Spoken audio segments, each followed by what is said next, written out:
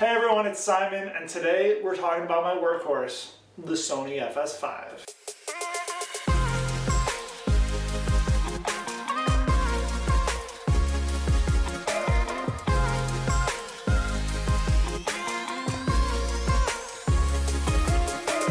It's no surprise to anyone who's followed my channel for a while that the Sony Fs5 is my workhorse video camera.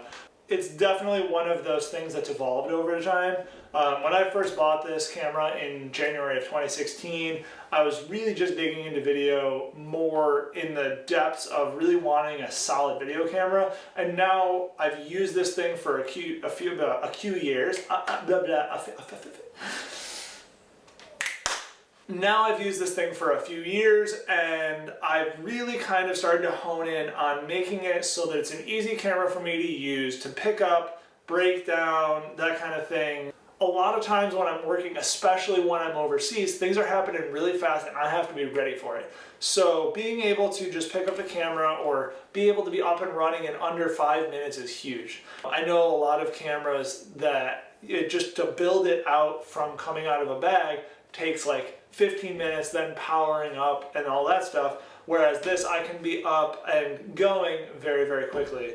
A lot of times the way that I come out of my bag is actually really simple because everything's on quick releases. You can see it right there, and then the same thing for my monitor. So I'm able to snap things on really quickly, and then all of my cables are actually locked in, ready to go. So I leave a lot of the cables on the camera so that it's easy for me to just plug everything in once I mount it.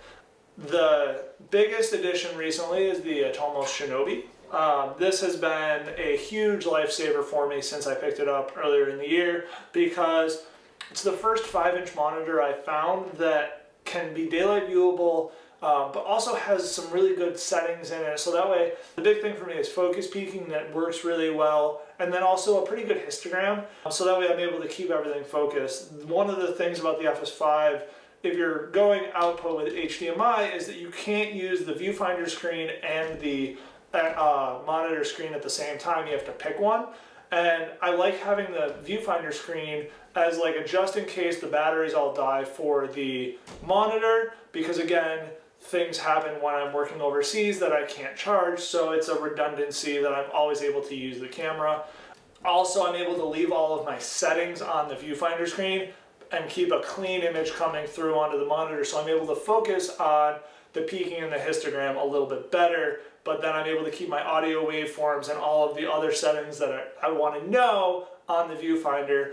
It adds a little more weight, but it's worth it to have that redundancy. Same thing on the back here. I have my wireless lav, quick on, quick off. I absolutely love this. The Sennheiser G3s. And again, a lot of people talk about this wireless pack. It just works. It does the job. And I pretty much keep this ready to go. I keep the cable Velcro to the receiver, so that way it's literally just plug and play out of my audio kit. And then I have the Rode MTG4 Plus mounted on the other side with a mini ball head, so I can easily adapt this, and I don't have to take the Rycote shock mount off. I can just literally take the microphone off, and then when it goes into a bag, if I'm putting it in a bag, I can just move that so that it's out of the way so I can shut the bag. Now, why do I stay with the Fs5 over just downsizing to the A7 III? Because I will be the first one to say that I love the A7 III for video. But when it comes to having a well-rounded video camera that can do video really, really well and be specific for video, nothing in my opinion, especially for being a small compact camera, beats the Sony Fs5 right now. And I know we're on the Mark II, even though this is the Mark I, but the biggest things for me is the XLR inputs, the built-in ND, the super slow motion. I'm able to, with a couple clicks of a button, go to 240 frames a second slow motion in HD, or I can shoot some pretty good quality 4K footage. Yes, I'm not shooting the full 10-bit that you can get if you're going out to a recorder, but again, one of the things I have to think about when I'm traveling is file size and so on and so forth. If I'm shooting ProRes that's 422 and 10-bit, that's a lot bigger file than what I'm shooting with the 420 AVC HD, whatever it is for the 4K file out of the Sony. and I'm able to work really well with the codec because it's what I'm used to. Again, everyone has a slightly different workflow. This is just what works for me.